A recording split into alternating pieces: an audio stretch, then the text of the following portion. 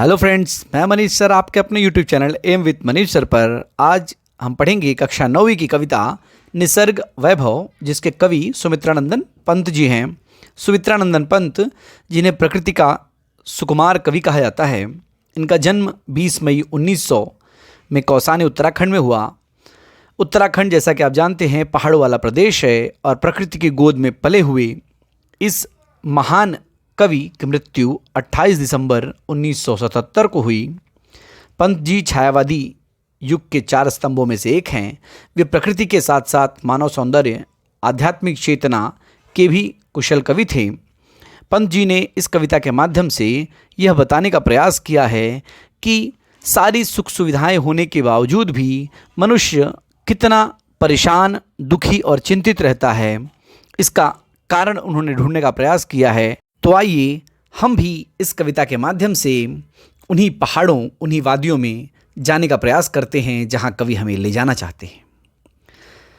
कितनी सुंदरता बिखरी प्राकृतिक जगत में ईश्वर, टपक रही गिर शिखरों से झर, लौट रही घाटी में, लिपटी धूप छाह में निस्वर, अनिल स्पर्श से पुलकित तृणदल, बहती सीमाहीन, श्लक्षण संगीत स्रोत सी, अहरह वन भूमर भर। अनिल हवा, निस्वर बिना किसी आवाज के, पुलकित प्रसन्न, अहरह प्रतिदिन, मरमर पत्ते के हिलने की आवाज। कवि कहते हैं कि हे ईश्वर, इस प्राकृतिक संसार में कितनी सुंदरता बिखरी हुई है। गिरी पहाड़ों के चोटियों से, गिरी शिखरों पर, घाटियों में कहीं धूप है तो कहीं छाया पसरी हुई है, छाया फैली हुई है।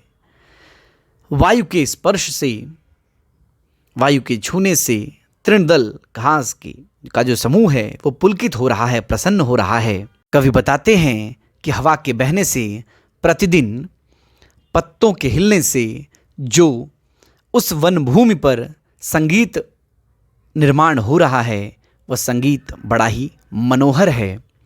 आगे कवि बताते हैं, फूलों की ज्वालाएं आंखें करती शीतल, मुकुल अधर मधु पीते, गुंजन भर मधुकर दल, तितली उड़ती दूर कहाँ पल्लव छाया में, रुक रुक गाती वन प्रिय कोयल। शब्दार्थ देख लेते हैं। मुकुल कली, अधर होठ, मधुकर भौरा, पल्लव पत्ते, कृश यानी कमजोर। जैसा कि आप चित्रों में भी देख सकते हैं, कवि बताते हैं कि फूलों की ज्वालाएं आँखों को शीतलता प्रदान करती हैं। ऐसा लगता है कि भंवरों का दल गुंजन करते हुए, गीत गाते हुए कलियों का रस पी रहा है। तितलियां उड़ रही हैं।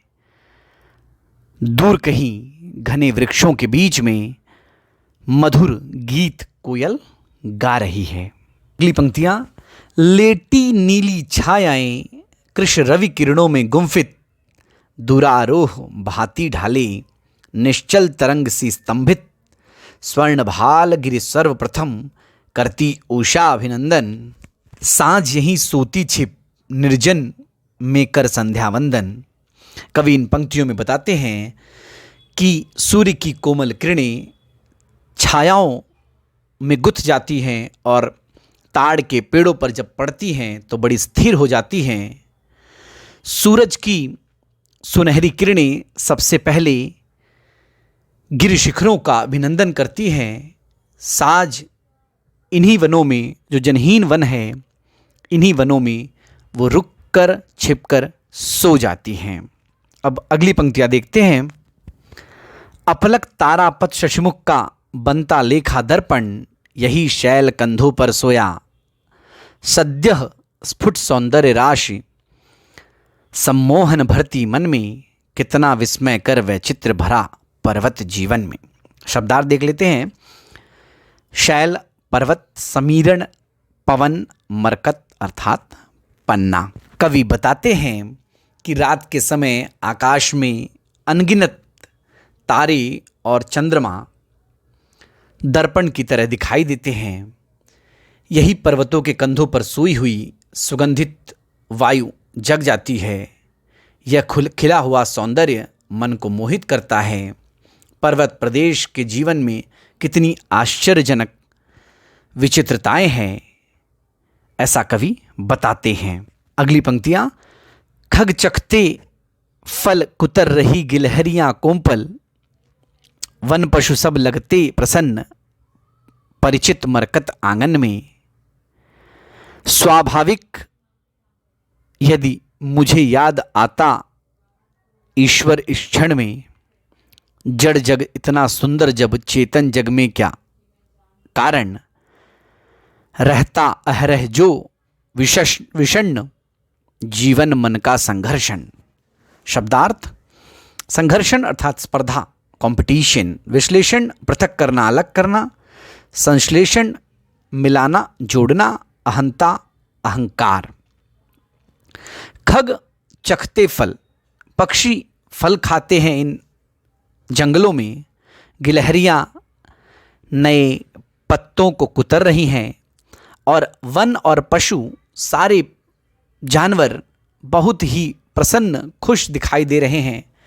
ऐसा लगता है कि उन्हें किसी बात की कोई चिंता नहीं है और यहीं पर पूरा सौंदर्य बिखरा पड़ा हुआ है।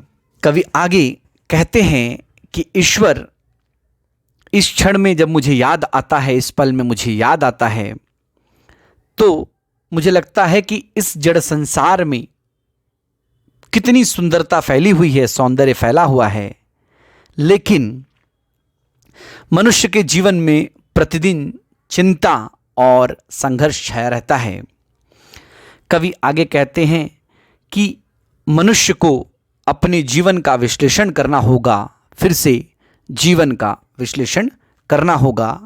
आगे देखते हैं, मनुज प्रकृति का करना फिर नव विश्लेषण, संश्लेषण, ईश्वर का प्रतिनिधि नर, अभिशापित हो उसका जीवन, लगता अपनी क्षुद्र अहंता ही में सीमित केंद्रित, छिन्न हो गया विश्व चेतना से मानव मन निश्चित।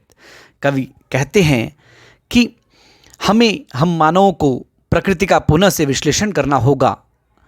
प्रकृति पर ईश्वर का प्रतिनिधि मनुष्य क्यों शापग्रस्त है, क्यों परेशान है, वो कैसा जीवन व्यतीत कर रहा है दुखी मन का। ऐसा लगता है कि हम अपने अहंकार के कारण खुद में ही सीमित हो गए हैं और पूरा संसार एक परिवार है। ऐसी धारणा हमारे मन में धीरे धीरे समाप्त हो गई है। इन पंक्तियों के माध्यम से कवि मानव को ये संदेश देना चाहते हैं कि जड़ होने के बावजूद भी जंगल में कितना सौंदर्य, कितनी खुशबू, कितनी सुगंध फैली हुई है, लेकिन सारी सुख सुविधाओं के बावजूद मानव कितना संघर्ष और चिंता वाला जीवन व्यतीत कर रहा है। आगे स्वाध्याय के कुछ प्रश्न देख लेते हैं, बड़ा ही इम्पॉर्टेंट है, एग्जाम में आने के सबसे ज़्यादा चांसेस हैं।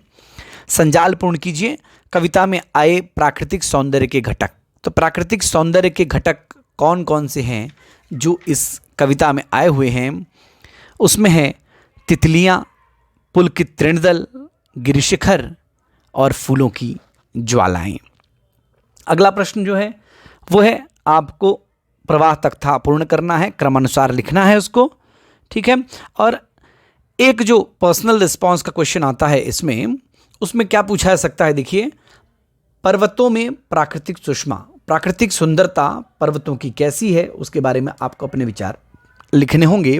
और भी कुछ पूछे जा सकते हैं, जैसे कि उषाकालीन सौंदर्य, उषा अर्थात सुबह, प्रातः काल में जो सुंदरता बिखरी है हर तरफ, उसका वर्णन करना हो सकता है, या वृक्षों का हमें संरक्षण करना चाहिए, जंगल हमें बचाना चाहिए। इस तरह के अनेक प्रश्न आपसे पूछे जा सकते हैं जिसमें आपका अपना विचार लिखना होगा। तो उम्मीद है आपको वीडियो पसंद आया होगा। अगर आपको वीडियो पसंद आया तो चैनल को लाइक करिए, सब्सक्राइब करिए, शेयर